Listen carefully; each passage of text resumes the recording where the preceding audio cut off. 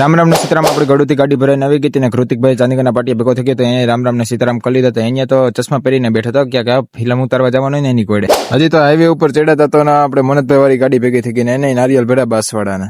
તો એમ કરતા કરતા અમે પહોંચી ગયા જેતપુર ને આપણે ગાડી ખાલી કરવાની હતી દાહોદ ને આપણે હવાની પોમાં 7 પેલા ગાડી પુગાડવાની એટલે કઈ ઉપાધિ જેવું છે નહીં, પહોંચી જાય આરામથી. તો અમે પહોંચી ગયા ચોટીલા ને ચોટીલા ડિમોલેશન નું કામ હાલતું હતું ને અહીંયા પેલા જુગલ હતી ને હવે મોદી કાકાએ તળિયા ઝટક કરી નાખી. આમ જ મોદી કાકાના લગ્ન ન થતા કોકની હાયું લઈ લઈને લીમડી પીગા હતા તો એક્સિડન્ટ નો ટ્રાફિક ને આપણે ડમ્ફર વાળાએ કોકે હાઈ ઝટકીને મારી છે ઠાઠામાં. 4-5 વાહન ને ઝડપેથી લઈ લીધા પણ પોલીસ વાળાએ થોડાક વાહન ને તો સાઈડમાં મુકાવી દીધા. અમે બોલેરા વાળો આપણે ગળુ વાળો હડફેટે ચડી ગયો હોય.